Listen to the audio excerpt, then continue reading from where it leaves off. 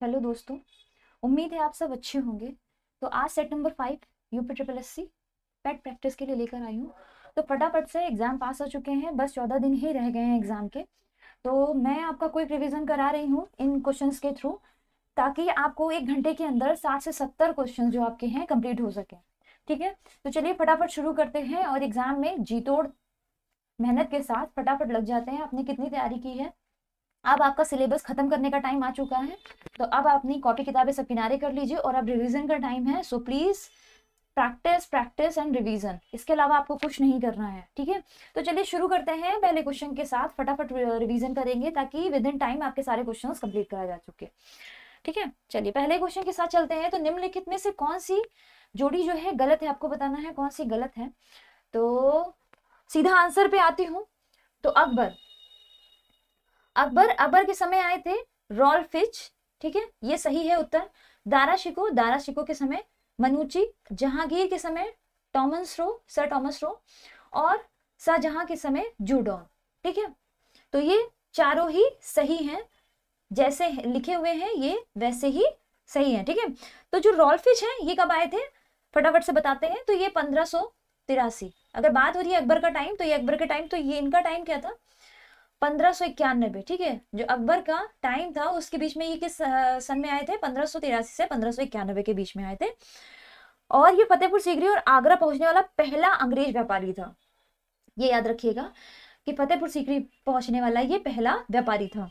ठीक है, दारा शिको के समय कौन आया था, मनुची मनुचू जी कब आया था, दारा शिको के समय आया था। सर टॉमस रे जहांगीर के समय आया था, जो कि 1615 से 1619 के बीच में आया था। ठीक है, ये जहांगीर के दरबार में आने वाला दूसरा अंग्रेज था। ठीक है, जो शिष्टमंडल नायक सर टॉमस रो अपने गुरु टेरी के साथ यहाँ लगभग कितने साल रहा था, यहाँ लगभग ये 3 साल रहा था। और मांडू और अहमदाबाद की जो यात्रा है ये जहांगीर के साथ इसने की थी। ठीक है, और जो जहांगीर से ही इसने क्या किया था, फैक्ट्री के लिए पहली फैक्ट्री जो थी, जो सूरत में स्थापित की थी, जहांगीर से इजाजत लिया था। ठीक, शाहजहां के टाइम पे कौन आया था, शाहजहां के टाइम पे आया था जूडॉन। ये जहांगीर के समय भी आया था कुछ टाइम के लिए, लेकिन अगर मुख्यतः बात की जाए तो ये शाहजहां के टाइम पे आया था। और बात करें दारा शिको, तो दारा शिको के समय मनुची, इसके बारे में मैंने बताया नहीं, इसका नाम होता है निकोलाओ मनुची। ये 1653 से 1708 के बीच में। ठीक है, इतावली यात्री है ये, इतावली यात्री। और 14 वर्ष की अल्पायु में ही इसने अपना जो घर था वहां वेनिस से भागकर एशिया माइनर और फारस की लंबी यात्रा इसने संपन्न की थी, और उसके बाद ये भारत पहुंचा था। चलिए नेक्स्ट, भारत में पुर्तगाली साम्राज्य के संस्थापक नाम बताइए। Vasco D gamma, Pedro Alvarez Cabral, Alfonso de Albuquerque या सालाजार। तो उत्तर हो जाएगा अल्फांसो द अल्बुकर्क। ठीक है, भारत में जो पुर्तगाली शक्ति थी उसकी जो वास्तविक नींव की बात की जाए तो अल्फांसो द अल्बुकर्क ने ही रखी थी। ठीक है, ये 1503 में पहली बार एक छोटे से जहाजी बेड़े के साथ नायक बनकर भारत आया था। ठीक है, और उसके बाद इसने 1510 में बीजापुर से क्या किया था, बीजापुर साम्राज्य से गोवा को छीन लिया था। ठीक है, और आप जानते ही हैं कि गोवा आजाद कब हुआ था पुर्तगालियों से, 1961 में ये आजाद हुआ था। ठीक है, और इस समय ये भी था कि जब ये अल्बुकर्क आया था, इस समय जो था पुर्तगाली जो है भारत की सबसे शक्तिशाली जनशक्ति भी बन चुके थे। चलिए नेक्स्ट, निम्नलिखित में से कौन एक सही है, उसको कालाक्रम मतलब काल अनुक्रम के अनुसार इनमें से कौन पहले और कौन उनके बाद में आए। तो शंकराचार्य, रामानुजा और चैतन्य। ऑप्शन नंबर ए सही होगा। जो शंकराचार्य है ये कब आए थे, ये 8वीं शताब्दी में आए थे। ठीक है, और ये इनका जन्म हुआ था केरल में, ये केरल में जन्मे थे। ये 8 वर्ष में ही सन्यासी बन गए थे। ठीक है, इन्होंने सन्यास ले लिया था, इन्होंने काशी में अध्ययन किया था। और ये इनके लिए जो सबसे ज्यादा फेमस बात है कि ये अद्वैतवादी प्रवर्तक थे। ठीक है, याद रखिएगा, कभी मिलान में ये क्वेश्चंस आते हैं कि ये अद्वैतवादी प्रवर्तक थे, और ये निर्गुण ब्रह्म जो अद्वैतवादी हैं वो निर्गुण ब्रह्मा की उपासना करते थे। इन्होंने क्या क्या किया है, इन्होंने भगवत गीता पर भी टीका लिखा है, और ब्रह्म सूत्र भाष्य लिखी है, ठीक है, उपनिषदों पर टीका लिखा है। चलिए नेक्स्ट है, और हाँ सबसे महत्वपूर्ण चीज, इन्होंने देश के चारों कोनों, देश के जो चारों कोनों पे है, इन्होंने यहाँ पे मठ बनवाए थे, ठीक है। नेक्स्ट है रामानुजाचार्य।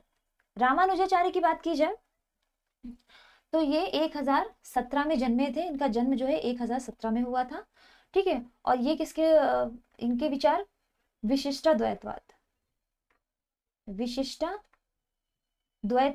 दर्शन के ये प्रवर्तक थे, ठीक है, जिसमें बात की जाती है ब्रह्म, जीव और जगत, इन तीनों को सत्य माना था। और नेक्स्ट है चैतन्य ये 1485 में जन्मे थे। कहां पर जन्मे थे? बंगाल के नदिया जिले में, जन्मे थे, और इन्होंने कृष्ण भक्ति पर बल दिया था, ठीक है। ये कीर्तन प्रथा का समावेश गोसाई संघ की इन्होंने स्थापना भी की थी। चलिए नेक्स्ट है, प्रसिद्ध बौद्ध विद्वान अश्वघोष किसके समकालीन था? अशोक, नागार्जुन, कनिष्क या हर्ष? तो उत्तर हो जाएगा ऑप्शन नंबर सी, अश्वघोष। अश्वघोष जो थे ये कनिष्क के समकालीन थे, ठीक है। अश्वघोष और वसुमित्र दोनों ही, वसुमित्र भी, ये भी अशोक के ही समकालीन थे। और कनिष्क के समय में ही, कनिष्क के समय क से कनिष्क, और याद रखिएगा क से कश्मीर, कश्मीर में क्या हुआ था? कश्मीर के कुंडलवन में चौथी बौद्ध संगीति हुई थी, इसका आयोजन हुआ था, जिसमें अध्यक्ष जो थे वो वसुमित्र थे, और उपाध्यक्ष अश्वघोष थे, ठीक है। ये याद रखिएगा। इनके समकालीन कौन थे? कनिष्क के अश्वघोष और वसुमित्र थे। इन्हीं के समय में कश्मीर के कुंडलवन में क्या हुआ था? चौथी बौद्ध संगीति हुई थी, और जिसमें अध्यक्ष वसुमित्र और उपाध्यक्ष अश्वघोष थे। अगला है मगध का कौन सा सम्राट अपरो परशुराम के नाम से जाना जाता है? तो सबसे पहले जानेंगे अपरो परशुराम क्या मतलब, क्या होता है कि दूसरे परशुराम का अवतार, ठीक है। इसका मतलब हो जाएगा दूसरे परशुराम का अवतार। तो किसको कहा जाता है? बिंदुसार, अजातशत्रु, कालाशोक या महापद्मनंद? तो उत्तर हो जाएगा ऑप्शन नंबर डी, महापद्मनंद, जो कि नंद वंश का संस्थापक था। महापद्मनंद ये एक शूद्र शासक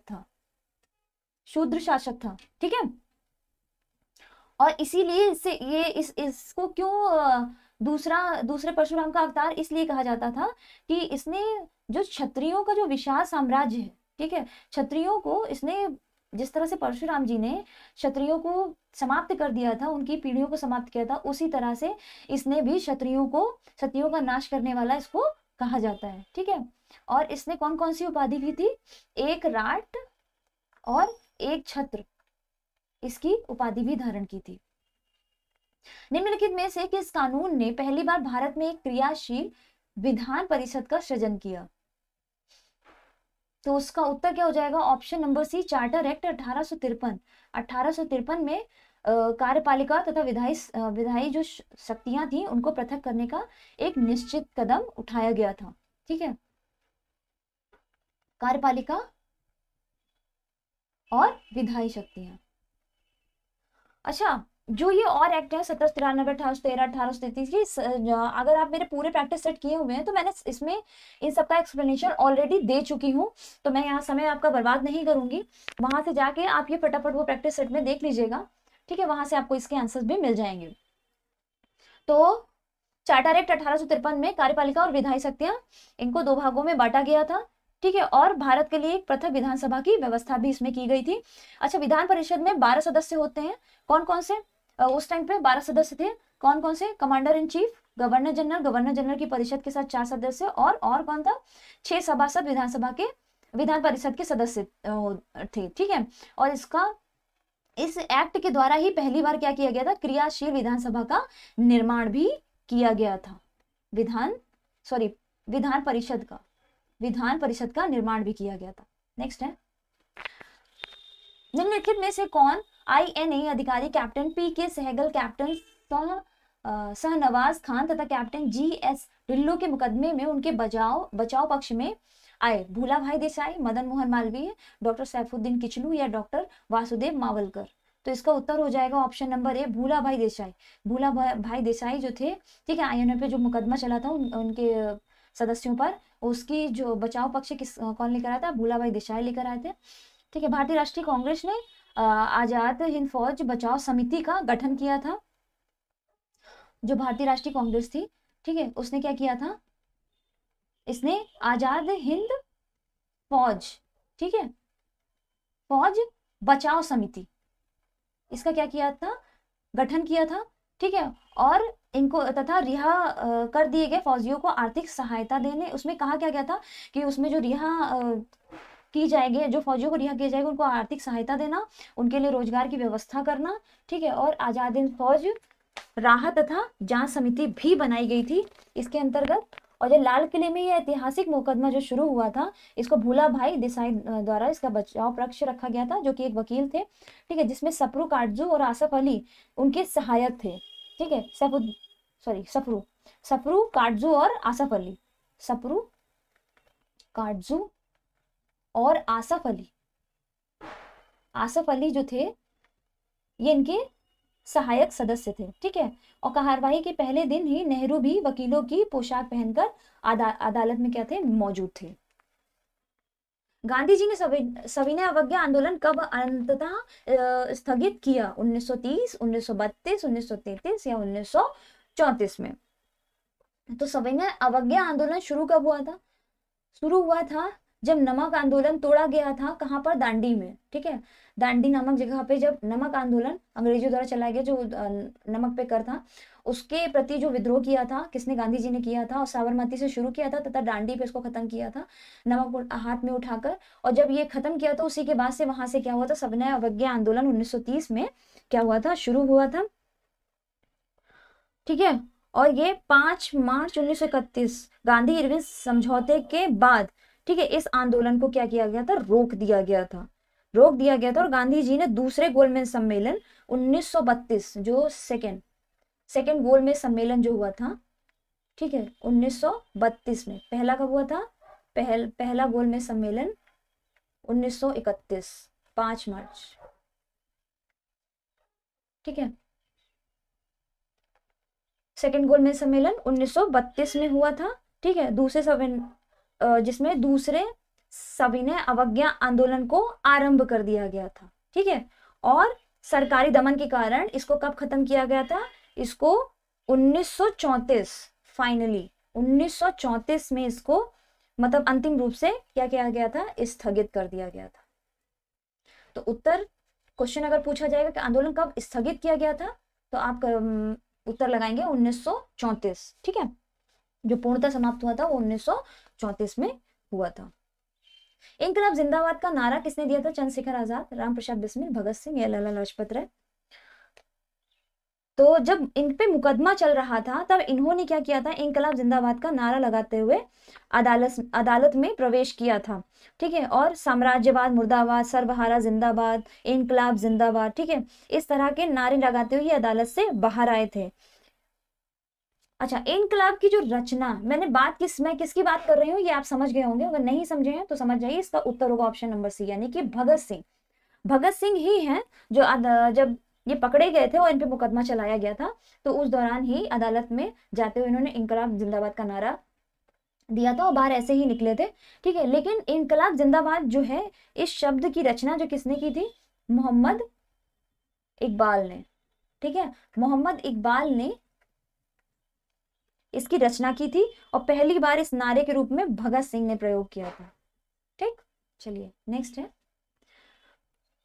प्रारंभिक राष्ट्रीय आंदोलन की आधारभूत कमजोरी उसका संकीर्ण सामाजिक आधार था।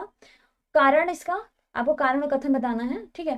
तो यह इसमें सम्मिलित होने वाले सामाजिक समूहों के संकीर्ण हितों के लिए लड़ता था। तो इसका उत्तर हो जाएगा ऑप्शन नंबर सी, ए सही है लेकिन आर गलत है।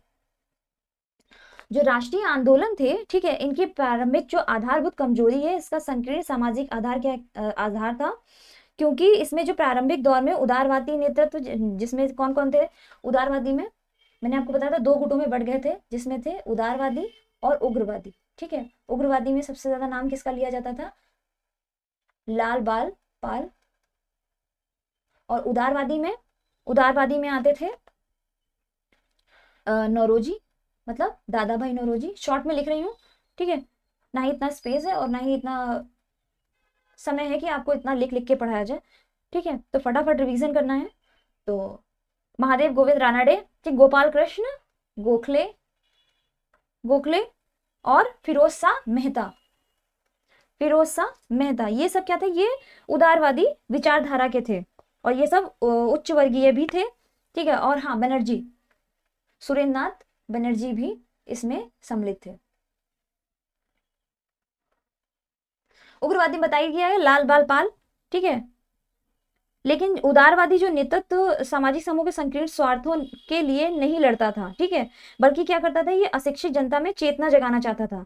बाद में क्या हुआ कि भारत की जो व्यापक जन चेतना और सामाजिक आंदोलन थे, ये इनके सूत्रधार बने थे, ठीक है। और इन्हीं के विचारों का प्रभाव क्या हुआ था कि जो आगामी मतलब आने वाली जो राजनीति थी, ठीक है, उसकी पृष्ठभूमि का ये आधार भी बने, ठीक है।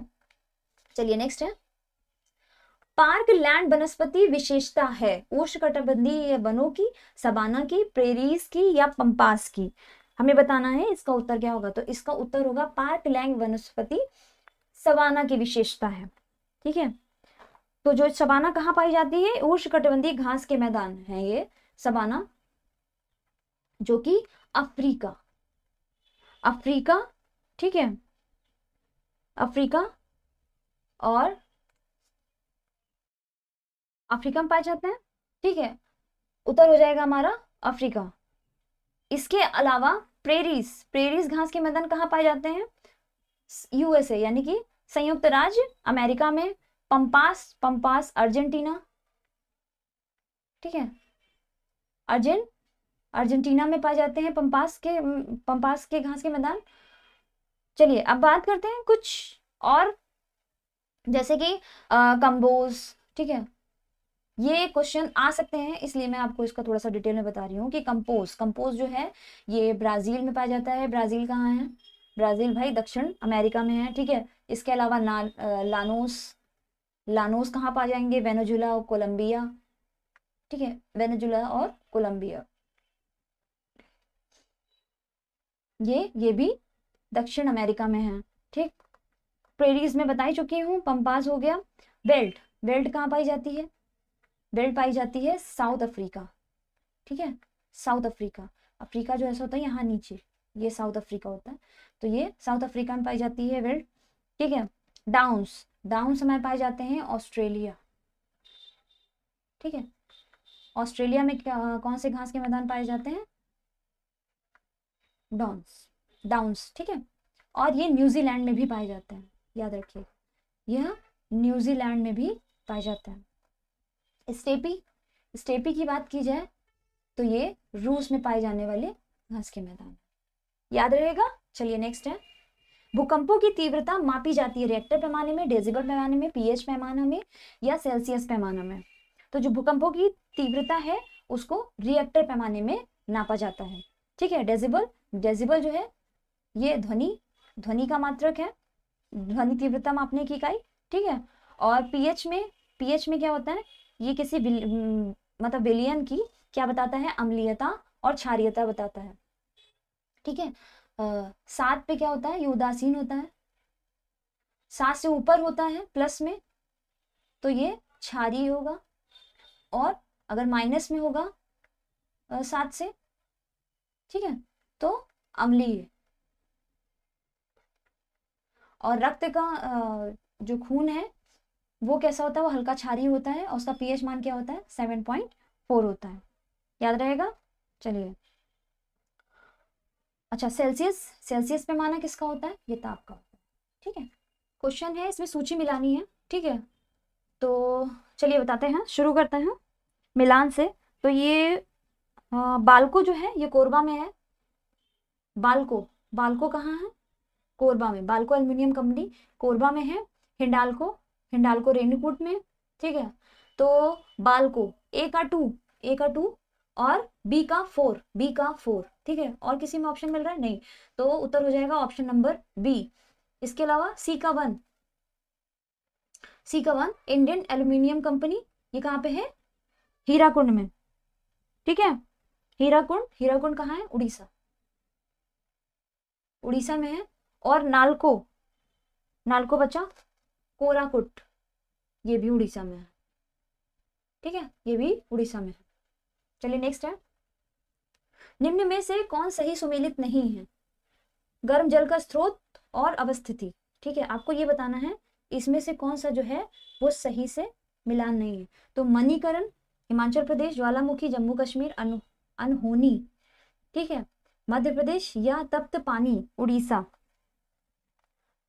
तो मणिकरण जल स्रोत जो है ये कहाँ पर है, हिमाचल प्रदेश में है और ये सही है। ठीक है, कहाँ पर है, कुल्लू जिला, कुल्लू जिले में, हिमाचल प्रदेश के कुल्लू जिले में है मणिकरण गर्म जल स्रोत। ठीक है, ज्वालामुखी, ज्वालामुखी ये जो है ये जम्मू कश्मीर में नहीं है, ये भी हिमाचल प्रदेश में है। ठीक है, हिमाचल प्रदेश के कांगड़ा जिले में। अनहोनी, अनहोनी मध्य प्रदेश, छिंदवाड़ा जिला, सॉरी छिंदवाड़ा जिला। ठीक, और तप्त पानी उड़ीसा, उड़ीसा के गंजाम जिले में। याद रहेगा। चलिए नेक्स्ट, निम्नलिखित में से कौन सा एक देश G8 का सदस्य नहीं है, रूस, ब्रिटेन, स्पेन या कनाडा। G8 का सदस्य नहीं है, प्रारंभ में ये क्या था, G7 था। ठीक है, जो अब G8 है ये G7 था। ठीक है, और ये क्या था, ये विश्व के 7 औद्योगिक रूप से विकसित जो गैर समाजवादी देश थे, ये उनका एक संगठन था, जिसमें जिसमें कौन कौन से थे, जिसमें थे America, America, Canada, Germany, Britain, ठीक है, फ्रांस, ये G7 सदस्यों की बात हो रही है। इटली और जापान, ये सभी क्या थे, गैर समाजवादी देश हैं। ठीक है, जापान। अब ये क्या हुआ कि जब बाजार की तरफ इनकी उन्मुखता हुई, ठीक है, अर्थव्यवस्था की तरफ, जो बाजार उन्मुख देश, बाजार उन्मुख अर्थव्यवस्था थी, जब उनकी तरफ इनका ध्यान आकर्षित हुआ, ठीक है, जब ये उस तरफ अग्रसर हुए, ठीक है, उसके बाद ही रूस भी इस संगठन में जुड़ा। ठीक है, रूस भी इस संगठन में जुड़ा था, जो कि 21 जून 1997, ठीक है, इसका सदस्य बन गया। और उसी के बाद ही इसका नाम क्या पड़ गया, G8 नाम हो गया। ठीक है, अच्छा, मार्च 2014 में क्या हुआ, रूस द्वारा जो यूक्रेन पे की गई कार्यवाही के कारण, ठीक है, G8 से रूस को क्या किया गया, निलंबित कर दिया गया। तो ऑप्शन नंबर ए ही इसका sorry, option number C, Spain जो है इसका सदस्य नहीं है। G8 का जो सदस्य वो स्पेन नहीं है। ठीक, कनाडा, ब्रिटेन और रूस, ठीक है, जब इसने यूक्रेन के प्रति जो इसने अपनी कार्यवाही की थी, ठीक है, उसके चलते इसको क्या किया था, रूस को बाहर कर दिया गया था। तो जो G8 है वो फिर से G7 हो गया। ठीक है, याद रहेगा। नेक्स्ट है, बौद्धों की अधिकतम संख्या पाई जाती है बिहार में, कर्नाटक में, महाराष्ट्र में या उत्तर प्रदेश में। तो जो बौद्ध हैं, जो विकल्प है, विकल्प के अनुसार जो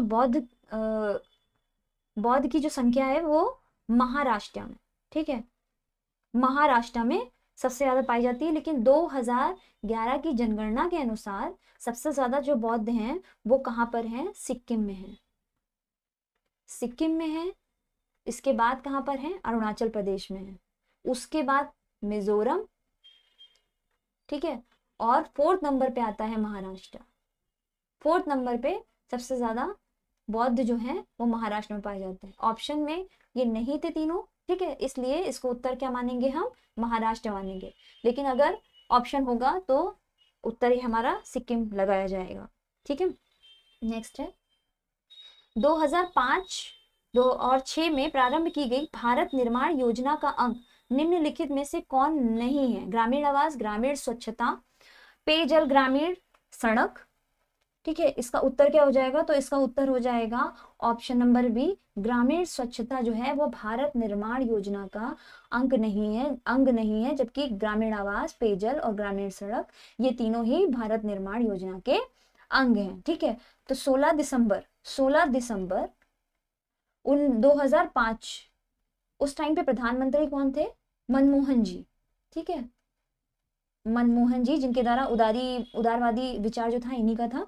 ठीक है, इन्होंने क्या किया था? इन्होंने 1,74,00,000 रुपए जो थे रुपए की गांवों में आधारभूत सुविधाएं, ठीक है, और विकास हेतु केंद्र सरकार की महत्वाकांक्षी भारत निर्माण योजना का शुभारंभ किया था। और कितना पास किया था? 1,74,00,000 करोड़। ठीक, इतना इन्होंने पैसा जो था ये आवंटित किया था इस योजना के लिए। और इसके अंतर्गत जो कार्यक्रम है वो कौन कौन से थे? इसके अंतर्गत सिंचाई कार्यक्रम चलाया गया 2009 में। ठीक है, सड़क चलाया गया। ठीक है, जो 1,000 से अधिक जनसंख्या, जहाँ पे पहाड़ी जनजाति और मरुस्थली हैं उनमें 500। ठीक है, बाकी सब में 1,000 से अधिक जनसंख्या पे वहां सड़क निर्माण का कार्य किया गया। आवास में क्या किया गया? जो ग्रामीण निर्धन लोग थे उनमें 60 लाख से अतिरिक्त आवासों का निर्माण किया गया। जलापूर्ति 74,000 से इस गांवों को क्या किया गया? पानी पीने योग्य पेयजल उपलब्ध कराया गया। ठीक है, विद्युतीकरण किया गया, ग्रामीण दूरसंचार की सुविधा दी गई। लेकिन जबकि पेयजल की बात की जाए, ग्रामीण स्वच्छता की बात की जाए तो ये इसके अंतर्गत नहीं आता। BIFR संबंधित है, आपको बताना BIFR किससे संबंधित है? तो ऑप्शन हो जाएगा रुग्ण औद्योगिक इकाइयों के पुनर्निर्माण से क्या है? BIFR संबंधित है। ठीक है, ये जो है ये 1987, ठीक है, रुग्ण औद्योगिक इकाइयों के पुनर्निर्माण के लिए जनवरी 1987 में किसकी स्थापना की गई थी? सांविधिक संस्था औद्योगिक एवं वित्तीय पुनर्निर्माण बोर्ड, जिसे BIFR कहते हैं। इसको हिंदी में क्या कहते हैं? सांविधिक संस्था औद्योगिक एवं वित्तीय पुनर्निर्माण।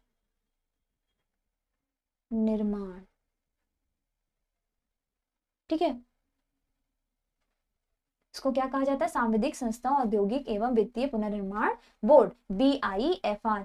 ये रुग्ण औद्योगिक इकाइयों के पुनर्निर्माण से संबंधित है। ठीक है, और इसकी स्थापना टी तिवारी समिति की सिफारिश के आधार पर हुई थी। टी तिवारी समिति, इसी की सिफारिश के आधार पर इसकी स्थापना हुई थी। आर्थिक नियोजन विषय है। आर्थिक नियोजन संघ सूची, राज्य सूची, समवर्ती सूची या किसी विशेष सूची में उल्लेखित नहीं। तो आर्थिक नियोजन जो है ये किसके अंतर्गत आता है? ये समवर्ती सूची के अंतर्गत आता है। ठीक है, और आर्थिक नियोजन जो विषय था इसी को लेकर, ठीक है, भारत सरकार ने योजना आयोग की स्थापना की थी, इसी को आधार बनाकर। ठीक है, आपको इसके बारे में और अधिक जानकारी के लिए मैं कहूंगी इस टॉपिक से आर्थिक नियोजन के लगभग 4 से 5 पार्ट्स में जो हमारी क्लास है वो की गई है, जिसमें से और आर्थिक नियोजन नीति आयोग कैसे आया, क्या था, ठीक है, इसके बारे में पूर्ण जानकारी दी गई है। तो प्लीज हो सके अगर कोई भी डाउट है या किसी तरह का कोई टॉपिक फंस रहा है इकोनॉमिक्स को लेकर, इकोनॉमिक्स से रिलेटेड पेट में क्वेश्चन भी बहुत आते हैं, तो अगर इकोनॉमिक्स से रिलेटेड आपको कोई टॉपिक फंस रहा है तो प्लीज क्लास जरूर कर लीजिएगा, ये बहुत हेल्पफुल होगी आपके लिए। नेक्स्ट है मुद्रा एवं वित्तीय मामलों में सरकार का वित्तीय अभिकर्ता एवं सलाहकर्ता कौन है? नाबार्ड, SBI, RBI या उपरोक्त में से कोई नहीं। तो जो भारतीय रिजर्व बैंक यानी कि RBI, reserve bank of India, ठीक है, जो भारतीय रिजर्व बैंक है ये मुद्रा और वित्तीय मामलों में सरकार की क्या करती है? वित्तीय अभिकर्ता और सलाहकार की क्या है? भूमिका का निर्वहन करती है। ठीक है, तो रिजर्व बैंक के जो प्रमुख कार्यों में क्या क्या है? सरकार को सलाह देना है, बैंक के खातों का रखरखाव और नियमन, ये सब कुछ किसके अंतर्गत? ये RBI करती है। नगर पंचायत की वार्ड समिति के विषय में सही क्या है? नगर पंचायत के कुछ वार्डों को मिलाकर वार्ड समिति बनाई जाती है, या इसमें वार्ड से निर्वाचित पार्षद सदस्य होते हैं, या फिर वार्ड में रहने वाले 2 व्यक्ति समिति में मनोनीत किए जाते हैं, या फिर वार्ड समिति का अध्ययन नगर पंचायत अध्यक्ष के द्वारा नामित किया जाता है। तो इसका उत्तर हो जाएगा ऑप्शन नंबर सी। 1, 2 और 3 सही है, जबकि चौथा जो है वो गलत है। ठीक है, ये तीनों ही सही है। बात की जाए नगर पंचायत, तो 3 लाख या अधिक जनसंख्या वाली नगर पालिका के क्षेत्र के तहत 1 या अधिक वार्डों को मिलाकर वार्ड समिति बनती है। ठीक है, वार्ड समिति बनाई जाती है और इसमें वार्ड निर्वाचित पार्षद सदस्य होते हैं। ठीक, थर्ड, इस वार्ड में रहने वाले 2 व्यक्ति समिति में क्या होते हैं? मनोनीत किए जाते हैं, जबकि वार्ड का समिति का जो अध्यक्ष होता है वो वार्ड समिति सदस्यों के द्वारा चुना जाता है, ना कि नगर पंचायत अध्यक्ष के द्वारा। ठीक है, एक उच्च न्यायालय का न्यायाधीश अपना त्यागपत्र संबोधित करता है राष्ट्रपति, भारत के मुख्य न्यायाधीश, उसके राज्य के उच्च न्यायालय के मुख्य न्यायाधीश, या राज्य के राज्यपाल। तो ऑप्शन नंबर ए हो जाएगा इसका उत्तर, राष्ट्रपति। Article 217 clause 1। ठीक है, उच्च न्यायालय का जो न्यायाधीश है वो राष्ट्रपति को संबोधित करता है। ठीक है, अपने हस्ताक्षर सहित लेख द्वारा क्या करता है? अपना पद त्यागता है। सही है, याद रहेगा। चलिए नेक्स्ट है, लोकसभा और राज्यसभा में गणपूर्ति संख्या होती है कुल सदस्य संख्या का 1/5 की 1/6 की 1/10 की 1/8।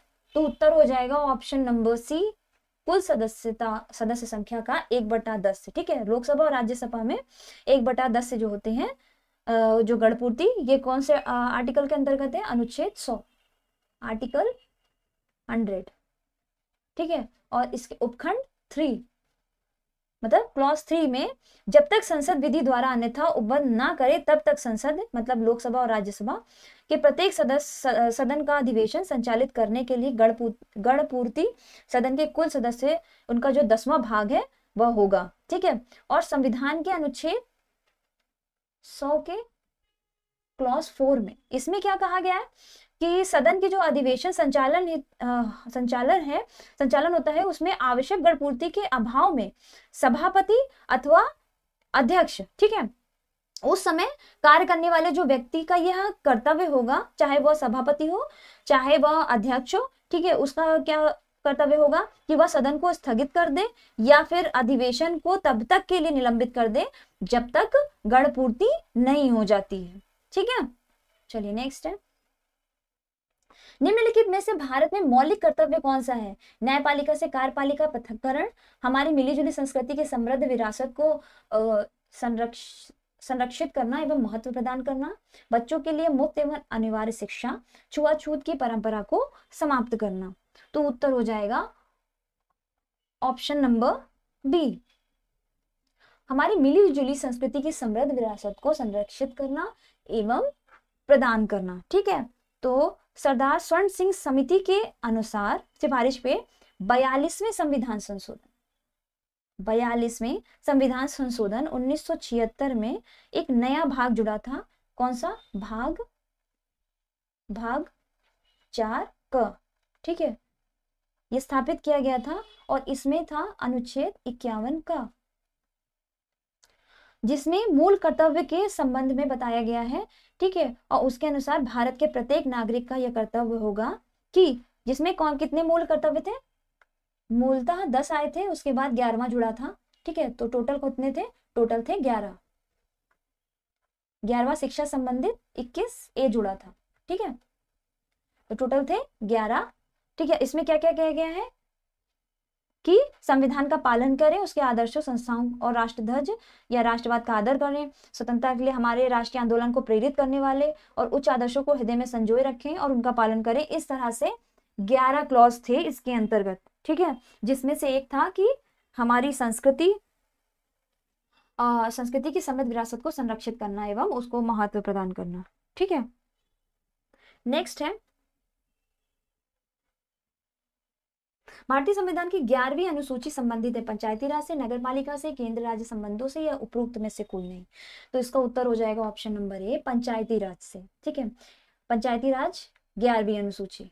ठीक है, इसमें कितने भाग हैं? 29 29 विषय हैं इसके अंतर्गत, ठीक है, ये याद रखिएगा क्योंकि क्वेश्चन कई बार पूछ चुका है।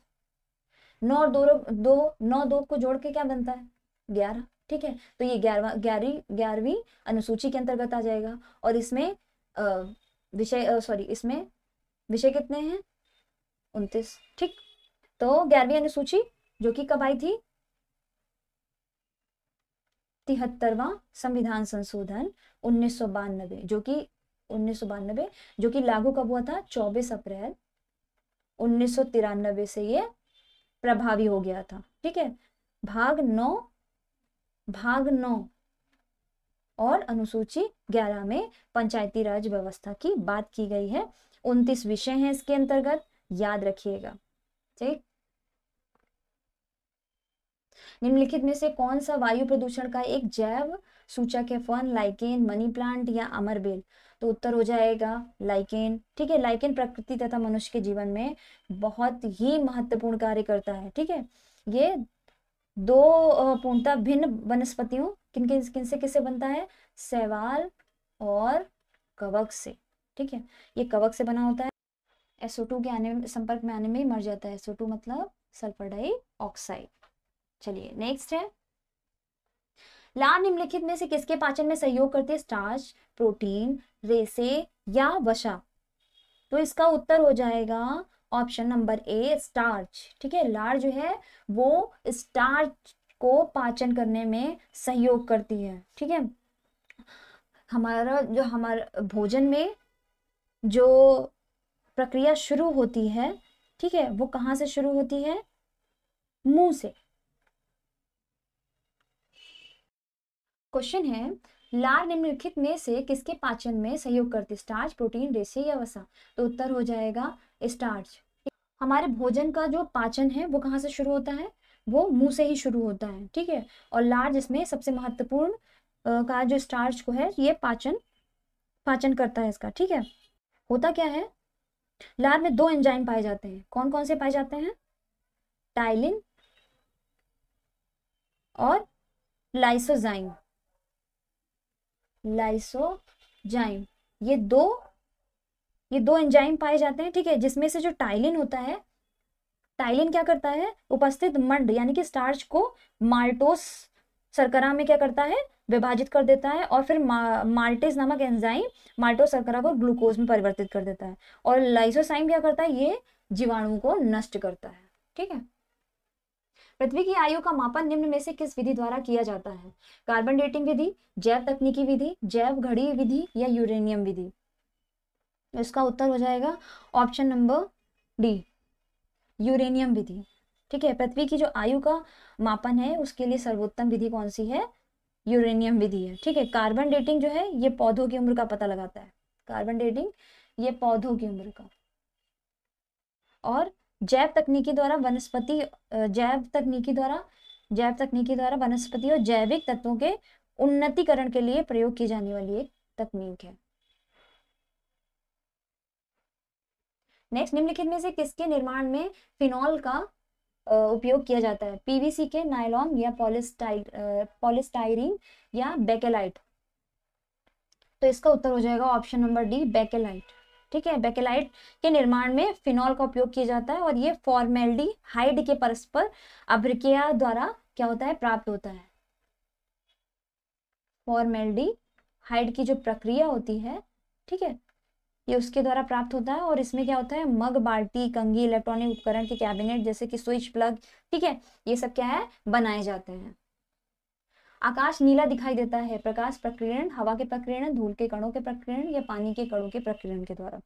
तो इसका उत्तर हो जाएगा ऑप्शन नंबर ए, प्रकाश के प्रकीर्णन द्वारा आकाश जो है वो नीला दिखाई देता है। सूर्य का जो प्रकाश है वो जब वायुमंडल पर पड़ता है, ठीक है, जब वो वायुमंडल पर सूर्य का प्रकाश पड़ता है,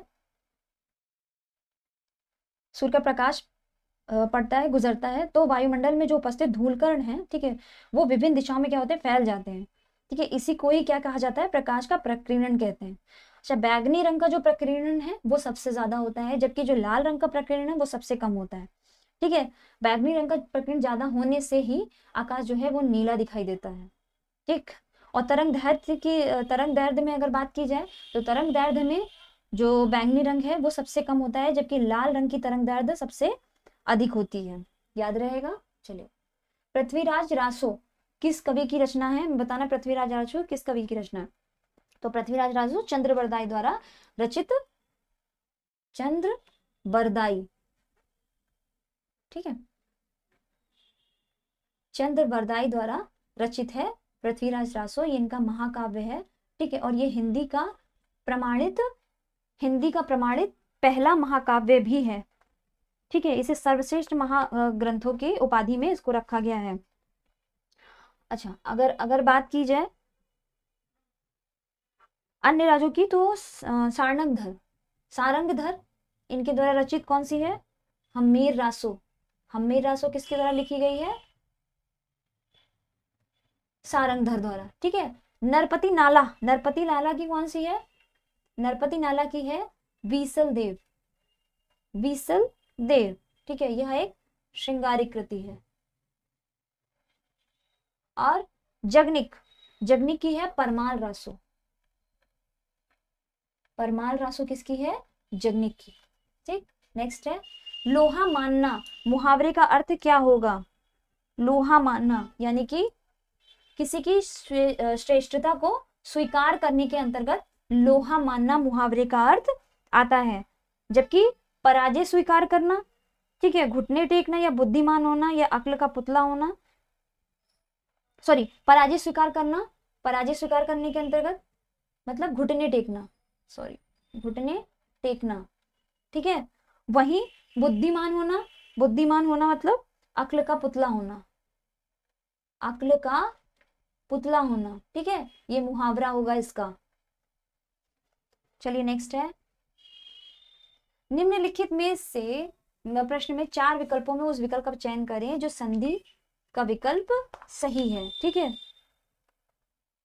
धर्मात्मा कौन सा होगा सही इसमें, पहली बात ये होगा ऑप्शन नंबर बी सही होगा इसमें, धर्म प्लस आत्मा, ठीक है। अ प्लस बड़ा मिलके क्या बनता है, दीर्घ स्वर संधि। ये दीर्घ स्वर संधि का उदाहरण है। आ प्लस आ बन के बड़ा आ बनता है, ठीक है। वहां क्या होगा, वहां दीर्घ संधि होगी, तो धर्म प्लस आत्मा ये सही ऑप्शन होगा। वहीं आप निसंकोच चले जाओ, इस वाक्य की त्रुटि सुधारने के लिए निम्नलिखित में से सही वाक्य छांटें। आप निसंकोच चले जाओ, तो इसमें गलती कहां पर है बताएंगे।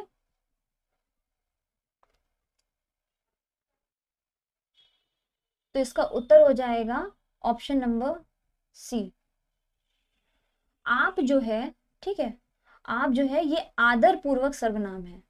जब भी हम आपसे किसी से बात करते हैं तो इसमें हमें अनुभव होता है, ये ठीक है, आदर का। इसमें किस चीज का अनुभव होता है, आदर देना या आदर हमें मिल रहा है, ठीक है, इस चीज का अनुभव होता है। तो ये आदर सूचक सर्वनाम होता है, इसलिए जाओ यहाँ प्रयोग नहीं होगा, क्या होगा, जाइए, ठीक है। आप निसंकोच चले जाइए, ये त्रुटि होगी। तो ऑप्शन नंबर सी जो है ये सही है, बाकी ये तीनों गलत है। आंखों के सामने घटित घटना पर विश्वास तो करना ही पड़ेगा, इसमें क्या बताना है आपको, एक शब्द बताना है। तो आंखों के सामने घटित घटना मतलब प्रत्यक्ष, ठीक है। सामने कोई चीज घटित हो रही है आंखों के सामने, स्पष्टता, तो वहां पे प्रत्यक्ष की बात हो रही, तो प्रत्यक्ष पर विश्वास तो करना ही पड़ेगा, ठीक है। तो उत्तर हो जाएगा ऑप्शन नंबर ए। निम्नलिखित में से किस शहर में सेंट्रल फुटवेयर ट्रेनिंग इंस्टीट्यूट स्थित है, आपको बताना इसमें से किस शहर में सेंट्रल फुटवेयर ट्रेनिंग इंस्टीट्यूट है। कानपुर, लखनऊ, आगरा या फिर नोएडा। तो इसका उत्तर हो जाएगा ऑप्शन नंबर सी। उत्तर क्या हो जाएगा, ऑप्शन नंबर सी जो है, सी में सेंट्रल फुटवेयर ट्रेनिंग इंस्टीट्यूट, ठीक है, ये कहां पर है, आगरा में है। जबकि कानपुर में चमड़ा उद्योग, ठीक है, लखनऊ में केंद्रीय औषधि अनुसंधान संस्थान, ठीक। विश्व जनसंख्या दिवस कब मनाया जाता है, 21 जुलाई, 27 जुलाई, 11 जुलाई या 27 अगस्त। तो विश्व जनसंख्या दिवस 11 जुलाई को मनाया जाता है। ठीक है, और इसका उद्देश्य क्या होता है? जनसंख्या संबंधी समस्याओं पर वैश्विक चेतना जागृत करना। और इस बार विश्व जनसंख्या दिवस की थीम क्या थी? 8 बिलियन की दुनिया सभी के लिए। ठीक है, 8 बिलियन, 8 बिलियन की दुनिया। ठीक है, ये इस बार का विश्व जनसंख्या दिवस का थीम था। ठीक है, और सभी के लिए एक लचीले भविष्य की ओर। ठीक, 8 बिलियन की दुनिया सभी के लिए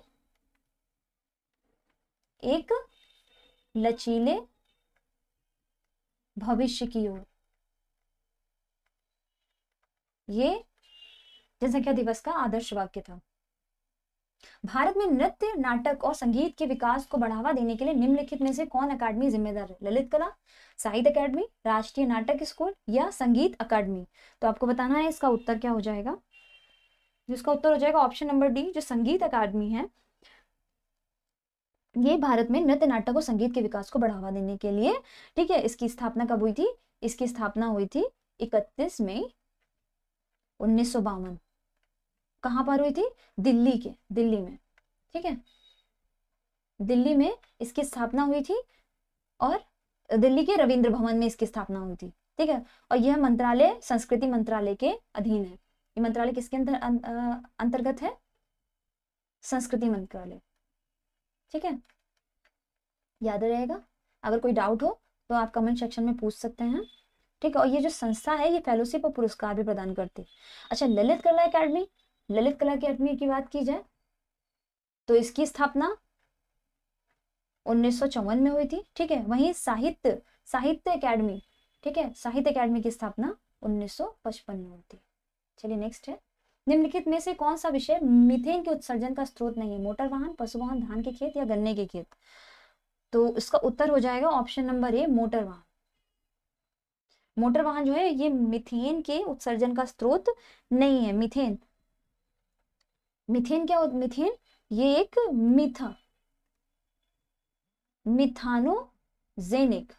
मिथानोजेनिक नामक जो जीवाणु होता है, ठीक है, उस जीवाणु द्वारा जैविक प्रक्रिया से ये मीथेन जो है ये उत्पन्न होती है। और कहाँ कहाँ पे होती है?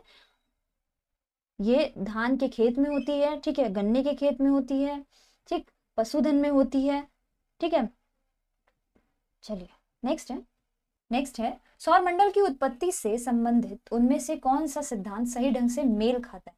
नेबुलर परिकल्पा आर्किमिडीज और ज्वारीय हाइपोथेसिस जेम्स जीन और हेरोल्ड जेफरी, गैसीय हाइपोथेसिस चैम्बरलिन और मॉल्टस, ग्रहीय हाइपोथेसिस कांत। इसमें आपको बताना है कि कौन सा सही है, कौन सा मेल खाता है। ठीक है, तो सौर मंडल की उत्पत्ति के सिद्धांत के बारे में अगर हम बात कह रहे तो नेबुलर परिकल्पना जो है ऑप्शन नंबर जो बी है ये सही है। ज्वारीय हाइपोथेसिस जेम्स जीन्स और हेरोल्ड जेफरी के द्वारा दिया गया था इस उत्पत्ति का सिद्धांत। ठीक है, जबकि नेबुलर परिकल्पना ये किसके द्वारा दी गई थी? ये दी गई थी पियरे साइमन डी के द्वारा दी गई थी। और गैसीय हाइपोथेसिस ये एमेनुअल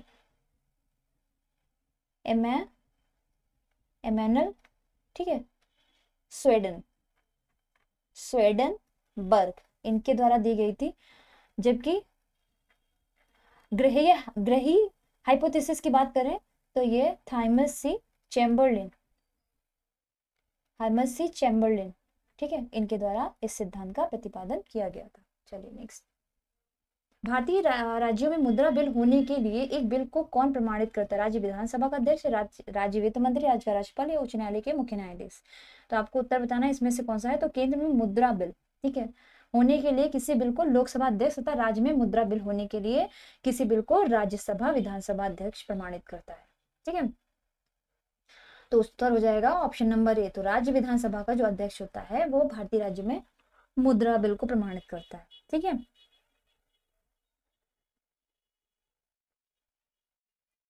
मैंने यहाँ राज्यों की बात की है। ठीक है, अगर केंद्र की बात होगी तो लोकसभा अध्यक्ष और राज्य की बात होगी तो विधानसभा अध्यक्ष। ठीक है, और विधानसभा अध्यक्ष का चुनाव लोकसभा अध्यक्ष चुनाव की भांति ही विधानसभा की पहली बैठक में होता है। नेक्स्ट है, अवध के निम्नलिखित में से किस नवाब ने लखनऊ में बड़ा इमामबाड़ा बनवाया था? तो इसका उत्तर है ऑप्शन नंबर ए, आसुफुद्दौला। आसुफुद्दौला ने बड़ा इमामबाड़ा बनवाया था। कब? 1784 में। 1784 में अवध के चौथे ये नवाब थे, फोर्थ आसिफुद्दौला, ठीक है, इनके द्वारा बड़ा इमामबाड़ा बनवाया गया था। और एक बड़े 1784 में हुआ क्या था कि एक बड़ा अकाल पड़ा था, ठीक है, जिस राहत परियोजना के एक हिस्से के रूप में इसको बनवाया गया था।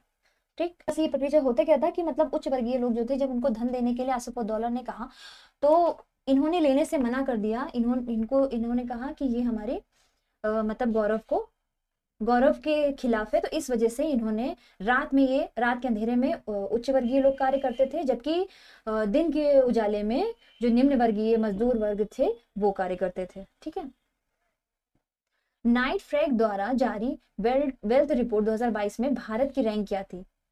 बताना हमें भारत की रैंक क्या थी।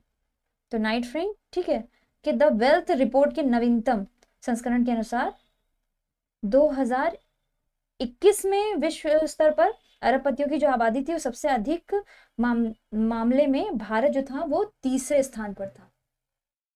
भारत तीसरे स्थान पर था। 2022 में यह रिपोर्ट आई, ठीक है, जिसमें 2021 के अंतर्गत क्या हुआ था, जो भारत में अरबपतियों की जो संख्या थी उसके अनुसार भारत तीसरे स्थान पर था।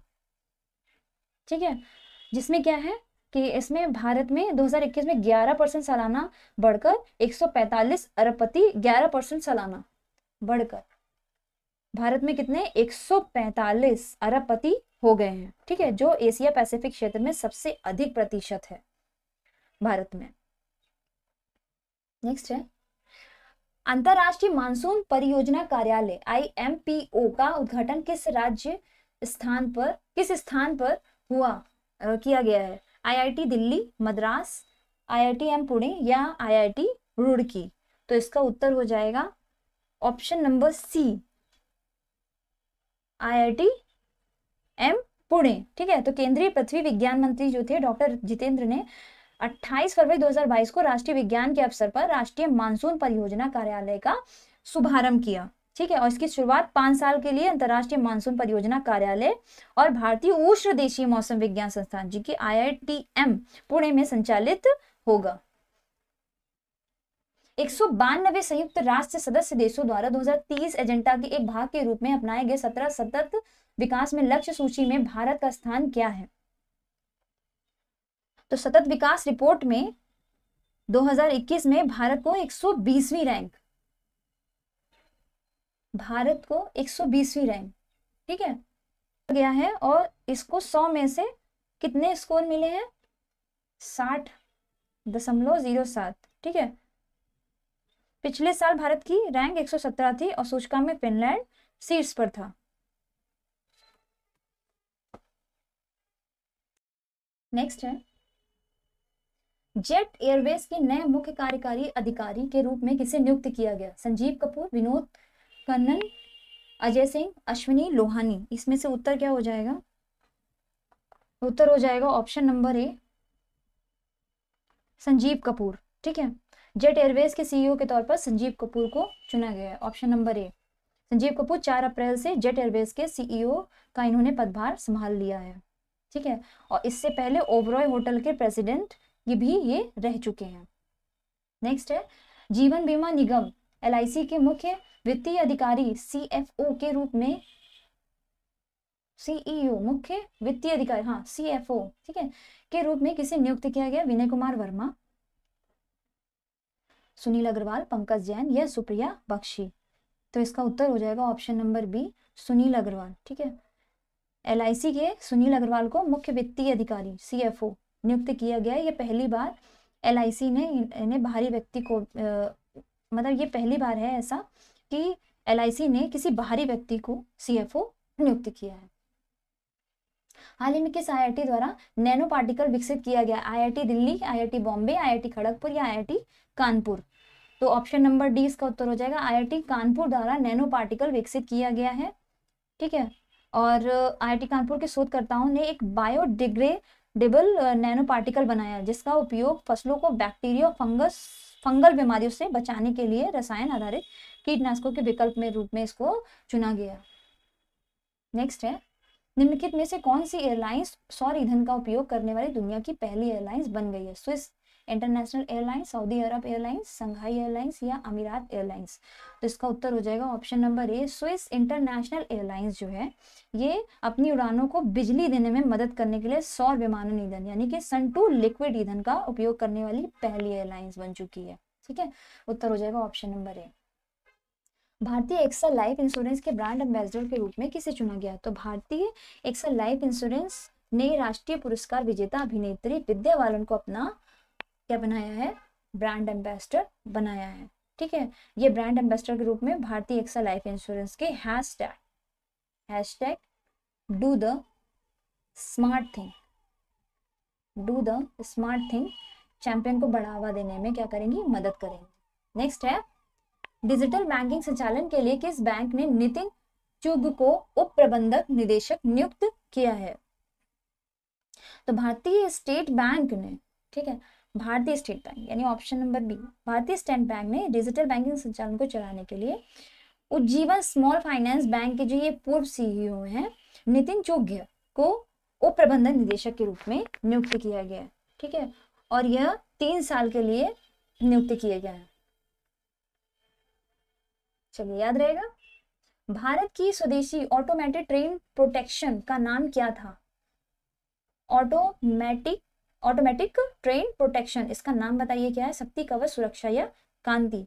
तो इसका उत्तर हो जाएगा ऑप्शन नंबर बी, कवच। कवच जो है ये इसको रिसर्च डिजाइन और स्टैंडर्ड ऑर्गेनाइजेशन यानी आरडीएसओ द्वारा, ठीक है, आरडीएसओ ने इंडियन इंडस्ट्री के साथ मिलकर क्या तैयार किया? एक ऑटोमेटिक ट्रेन प्रोटेक्शन तैयार किया जिसको कवच नाम दिया। और इसे साउथ सेंट्रल के रेलवेज के मुताबिक तकनीकी इतनी सटीक बनाई गई है कि अगर तेज रफ्तार दौड़ रही ट्रेन आमने सामने आ गई हो तो भी टक्कर नहीं होगी। ठीक है, रेड सिग्नल पार करते ही ट्रेन में अपने आप क्या होगा? ब्रेक लग जाएगा। याद रहेगा। चलिए, दूरसंचार विवाद निपटान और अपीलीय न्यायाधिकरण के अध्यक्ष के रूप में किसे नियुक्त किया गया है?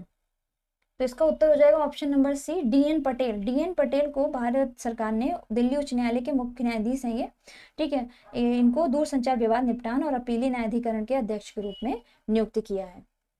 निम्नलिखित में से किसे द ब्लू बॉक्स नामक पुस्तक लिखी है? तो द ब्लू बुक नाम से अमिताभ कुमार ने पुस्तक लिखी है, इनके द्वारा लिखी गई है ये पुस्तक। ठीक है, और इसे जो है हार्पर कॉलेज इंडिया द्वारा प्रकाशित किया गया है। Next, so thank you class. बताइएगा आपको क्लास कैसी लगी। ठीक है, आज मैंने कोशिश की है कि थोड़े करंट अफेयर के भी क्वेश्चन डालें, तो अगर कहीं कुछ गड़बड़ है या कुछ हुई हो तो बता दीजिएगा। वैसे मैंने अपनी तरफ से पूरी कोशिश की है कि आपको सही सही आंसर्स प्रोवाइड कराऊं। ठीक है, और फटाफट प्रैक्टिस कराऊं क्योंकि एग्ज़ाम पास हो चुका है, अब ज़्यादा दिन नहीं रह गए हैं, तो प्रैक्टिस कीजिए। ठीक है, और अच्छे से एग्ज़ाम दीजिए। तो थैंक यू।